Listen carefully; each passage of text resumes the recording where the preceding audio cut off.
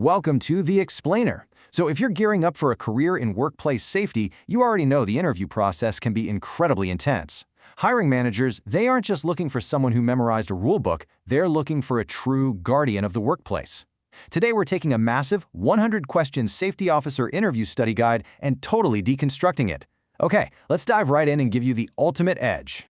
To absolutely nail this interview, we're not just going to memorize 100 random questions. That's just inefficient. Instead, we're going to master 5 key pillars: foundations of workplace safety, proactive risk management, controlling hazardous environments, emergency response and investigation, and championing a safety culture. These are the exact frameworks they use to test your competency. All right, let's kick things off with Pillar 1, Foundations of Workplace Safety. The crucial point here is that you simply cannot manage safety if you don't speak the core vocabulary with absolute precision. We're decoding a pretty massive source document today. It's dense, it's packed with data, and it spans 100 potential questions. But hey, don't let it overwhelm you. We're going to extract the exact definitions you need from this cheat sheet, starting with some of the most common trick questions. Okay, picture this. You're in the hot seat, and the interviewer asks for the difference between a hazard and a risk. Here's the distinction. A hazard is the actual source, right? It's the thing that can cause harm, like a trailing cable or a toxic chemical. Risk, on the other hand, is the mathematical reality of that hazard. It's the likelihood and severity of the harm. So simply put, the hazard is the danger, and risk is the chance it actually hurts someone. Building on that foundational vocabulary, you've also got to be able to contrast an accident and an incident. An accident means it resulted in actual injury, illness, or damage. An incident, which is often called a near miss, is an unplanned event that had the potential to cause harm but luckily didn't. Confidently laying out this precise distinction shows you really understand how to categorize and report events accurately. Moving right along to Pillar 2, Proactive Risk Management.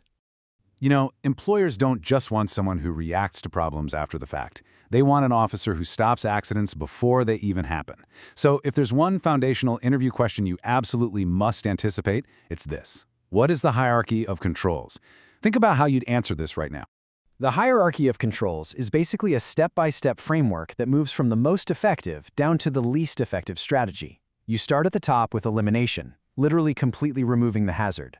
Then substitution, where you replace it with something safer. Next up are engineering controls, to isolate people from the hazard, followed by administrative controls, which actually change the way people work. Finally, at the very bottom is PPE, or personal protective equipment. Remember, PPE is the last line of defense, used only when other measures can't fully eliminate the risk.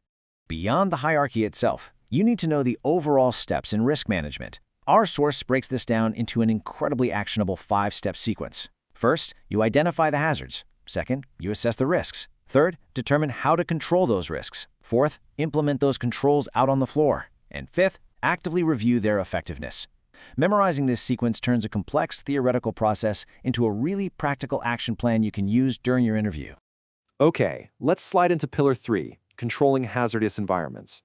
This section is all about those high-stakes, highly regulated procedures a safety officer has to oversee every single day. And a totally non-negotiable term for anyone dealing with heavy machinery or electrical systems is LOTO. Lockout-tagout is a strict procedure used to ensure machines are properly shut off and completely inoperable. They literally cannot be started again until maintenance is fully completed. Nailing this definition shows you respect the deadly serious nature of industrial equipment. Another critical concept is the confined space. You need to be able to drop the exact textbook definition without hesitation. A confined space is characterized by 3 key things. It's an area large enough for a person to enter, it has limited means of entry or exit, and crucially, it is not designed for continuous human occupancy. Because confined spaces are so dangerous, your interviewer is almost certainly going to test your knowledge of entry rules.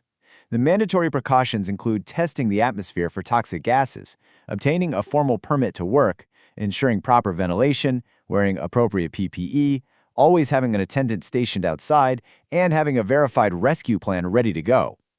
Listing these off proves you have a strict adherence to compliance protocols. That brings us to Pillar 4, Emergency Response and Investigation.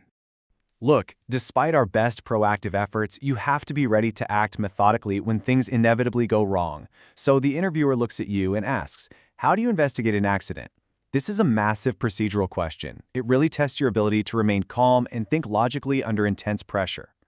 Our source deconstructs this into 6 highly logical steps. Step 1. Secure the area so nobody else gets hurt. Step 2. Collect the facts objectively. Step 3. Interview your witnesses while their memories are still fresh. Step 4. Identify the root causes. Remember, you're looking for the fundamental failure here, not just trying to place blame on someone. Step 5. Recommend corrective actions. And finally, Step 6. Follow up to ensure it never, ever happens again.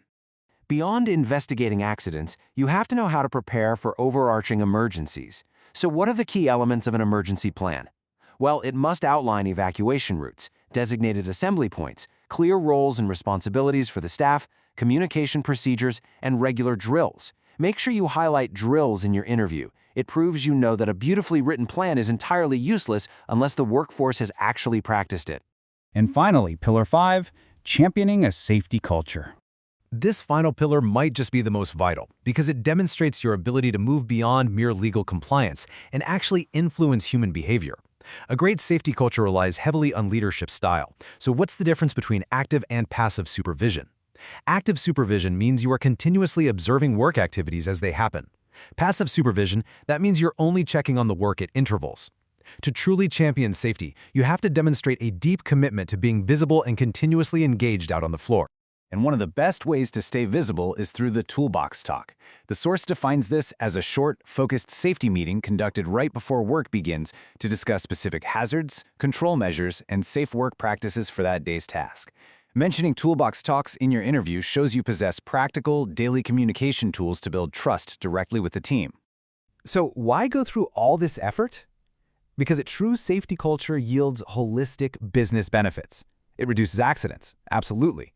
But it also improves worker morale, actually increases productivity by reducing downtime, ensures strict legal compliance, and builds an incredibly positive image for the company.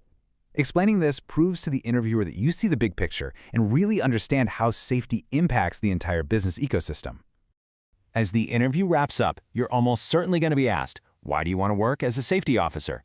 You can absolutely rely on this powerful quote from our cheat sheet. I am passionate about protecting people, preventing accidents, and creating a safe and healthy work environment. This beautifully anchors all your technical skills, the LOTO procedures, the hazard definitions, the whole shebang, right back to genuine human empathy.